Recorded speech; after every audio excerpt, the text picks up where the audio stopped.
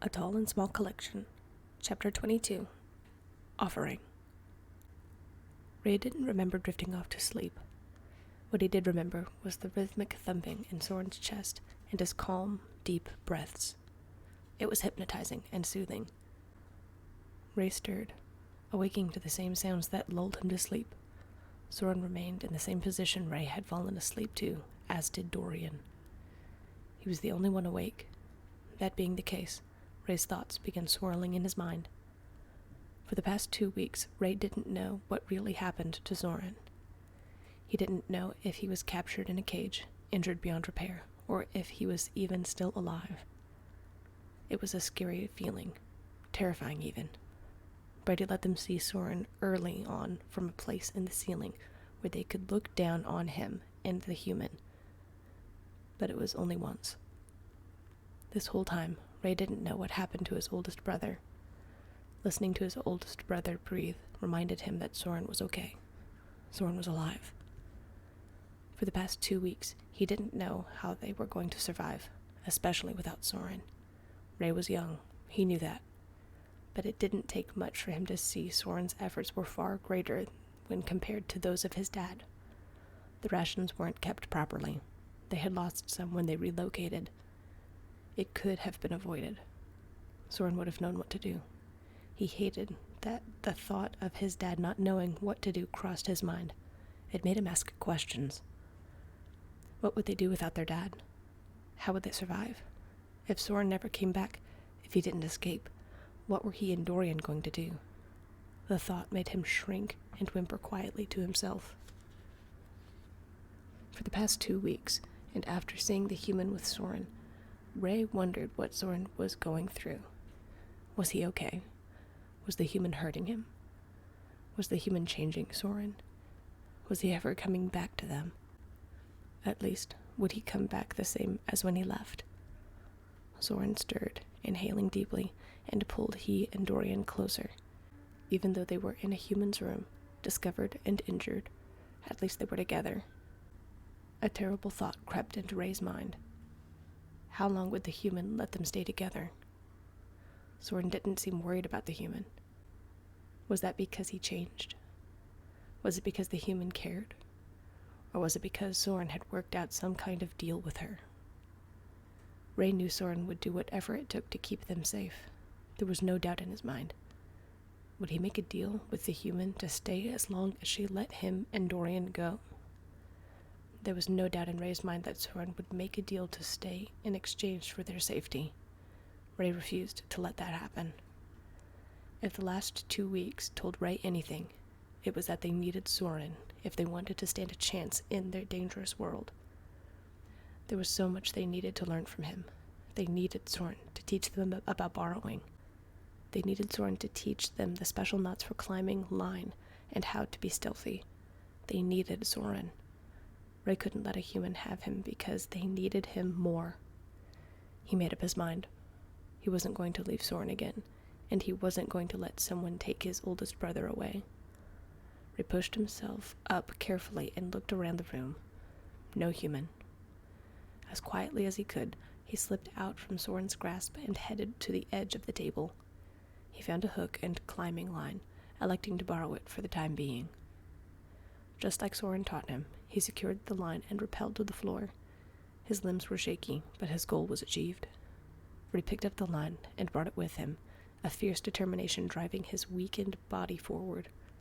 He followed along the side of the wall, through the propped open door, and into the main room. The sheer size of the room was dizzying. The ceiling was impossibly high. The furniture was immense. Everything made him feel so much smaller than he already felt. It took no time at all for him to spot the human, Ashlynn, sitting on the thing Soren called a sofa. Ray felt his limbs triple in weight as though they were filled with sand. His chest tightened, eyes watered. He had to stay focused. This was for Soren. He wiped his eyes and nose with the back of his hand and marched timidly forward.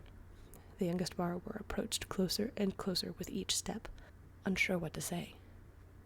His heart pounded in his chest. Each pulse felt like it was going to break through his ribs.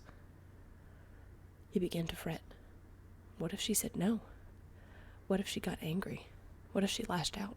Was there something, anything, that he could do? What if something happened to him and Dorian, and Soren never found out? What if... Hey, glad to see you're walking around okay. The sudden female voice, though gentle and soft, startled him out of his fretting trance. His breath hitched as he stared up into two large blue-gray eyes. He quickly glanced around and took a few faltering steps to the nearest place to hide, but then stopped. For Soren, he reminded himself silently. He stood his ground and looked back up to Ashlynn. Ashlynn, seeing how she startled the small boy, retracted. She had been relaxing on the sofa for the majority of the day after cleaning the apartment.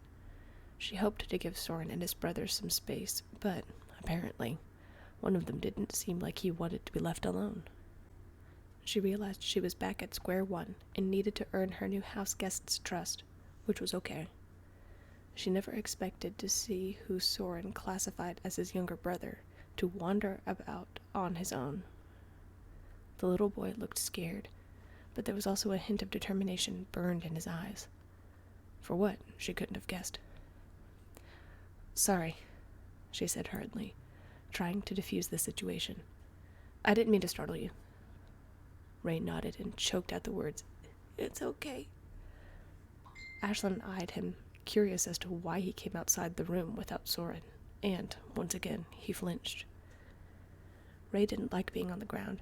He didn't like the way she loomed over him, but that would mean taking his eyes off of her. There was no other option. He walked forward to the table, legs shaking the whole way, and took his borrowed hook before throwing it with all his might onto the table. It flew through the air, but did not gain purchase. It clattered to the ground loudly. He tried again and again, becoming frustrated, until he heard Ashlynn speak again. Do you want some help? She asked. Ray's shoulders slumped. He wanted to do it himself, and he didn't want to be held, but he didn't want to prolong the inevitable conversation he was determined to have. Ray nodded slowly. He saw Ashlynn smile and nod. Okay. Hang on to your rope tight, okay? Keep your foot on your hook.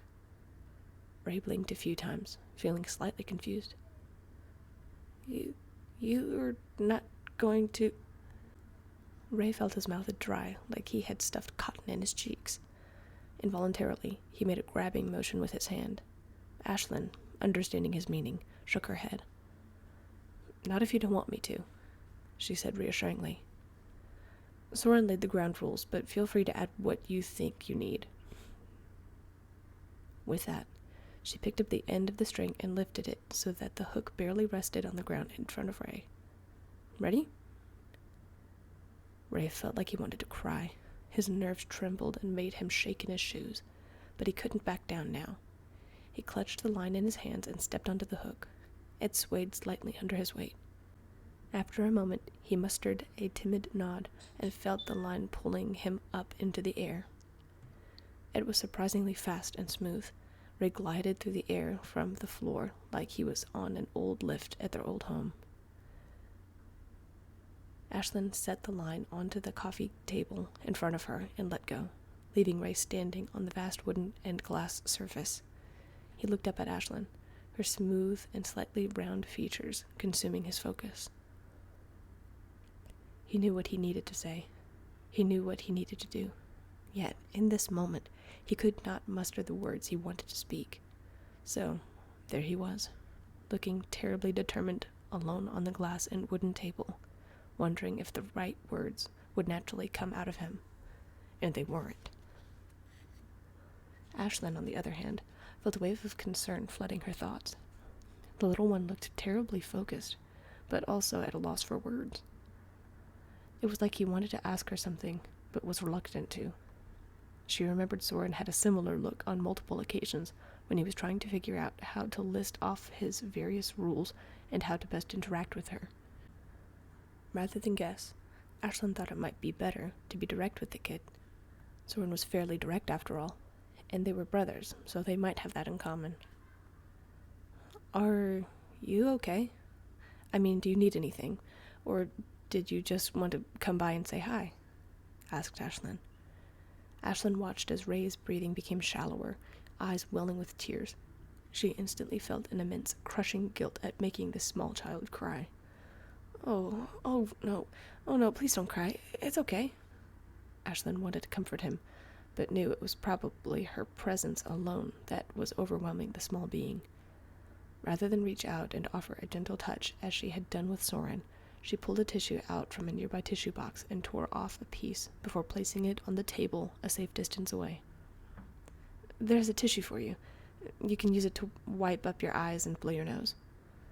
Ashlynn was certain Ray knew what a tissue was used for, but she needed something to cling onto in order to keep the conversation friendly.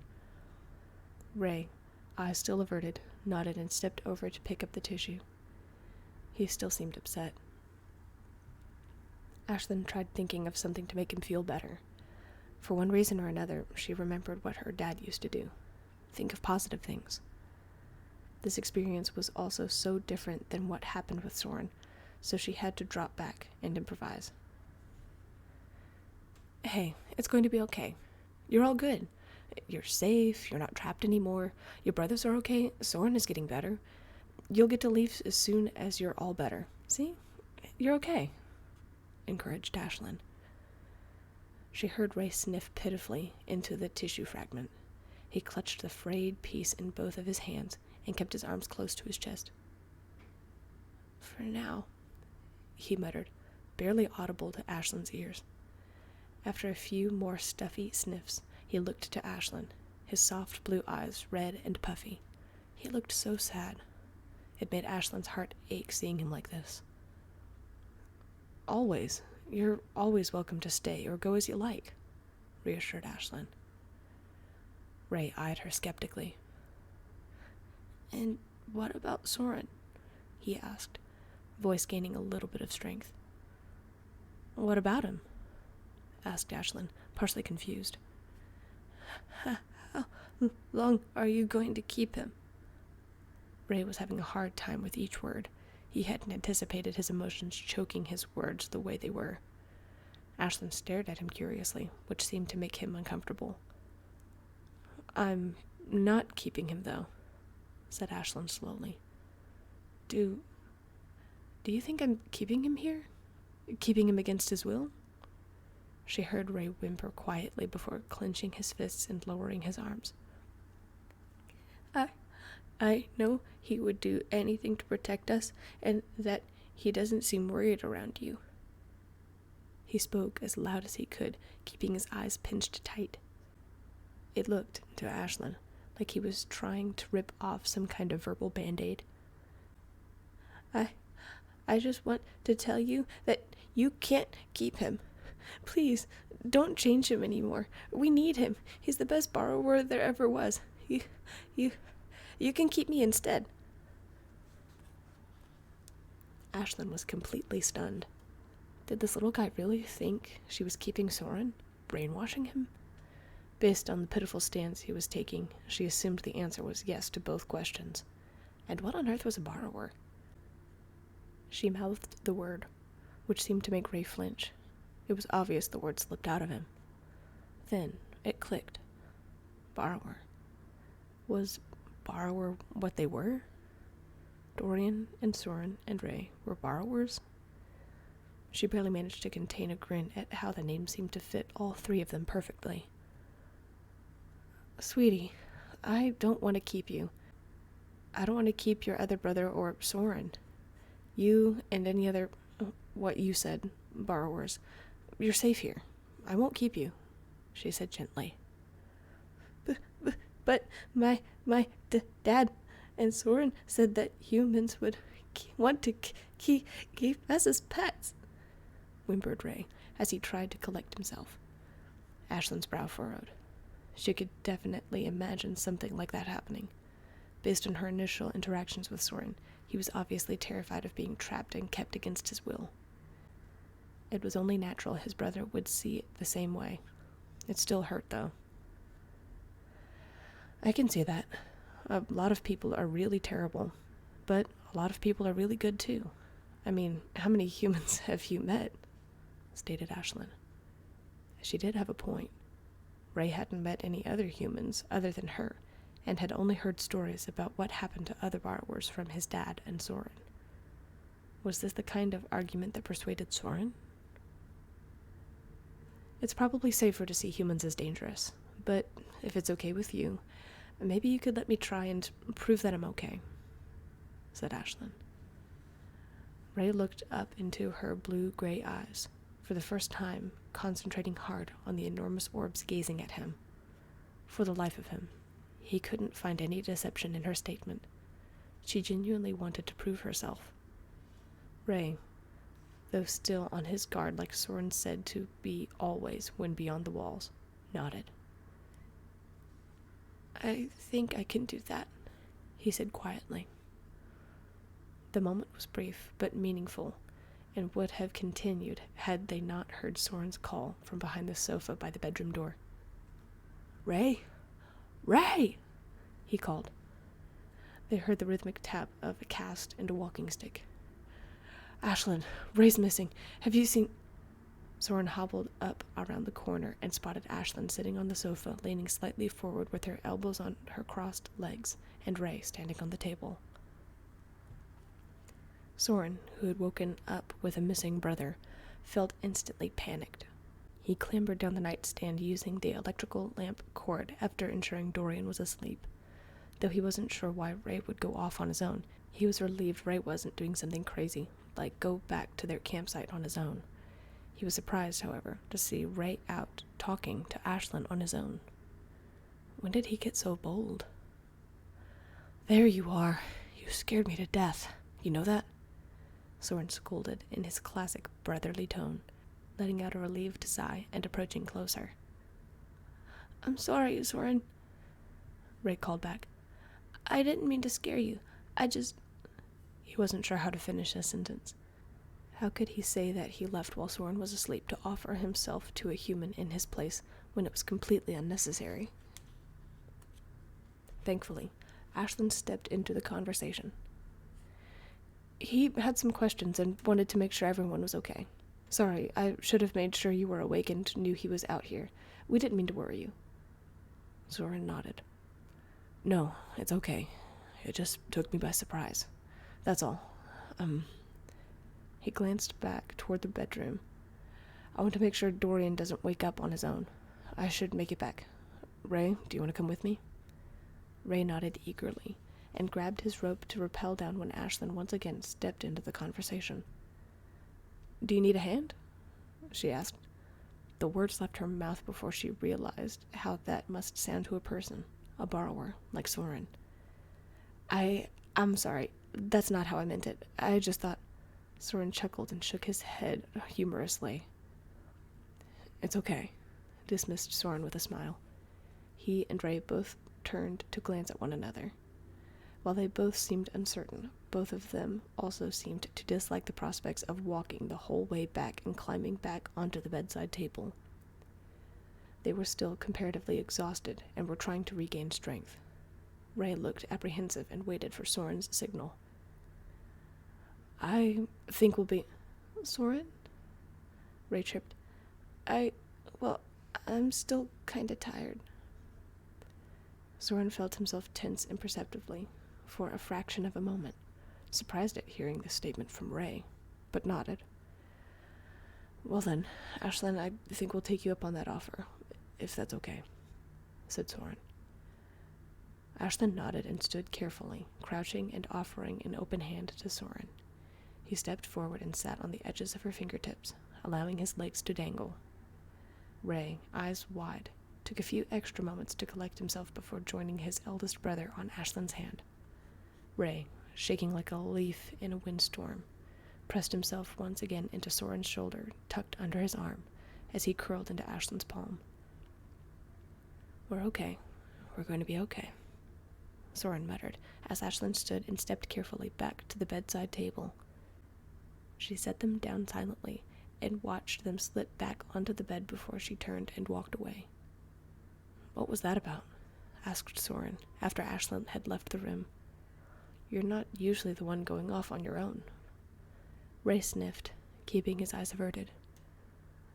I thought that she was keeping you, and that you may have made some kind of deal to let us go while you had to stay," muttered Ray. Soren knew Ray was often quiet, but that did not stop his quick thinking mind. Even for how young he was still clever and very intuitive. "So, do you think she is?" asked Soren. Ray thought for a moment, but shook his head. "No," he muttered. "She wants to prove herself, so I think she's probably one of the good humans." "I think so too," echoed Soren. "I think, for what it's worth, that she'll do what she can to keep us safe."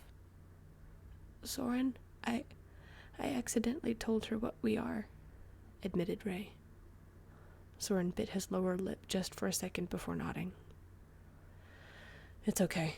I'd say she's earned it, learning a little something about us," said Soren. He leaned over and bumped his brother on the shoulder in a gentle, playful manner, which made Ray smile. They sat together in silence until Dorian began to stir. With two brothers convinced, they now had to wonder what Dorian was thinking about their friendly neighborhood host.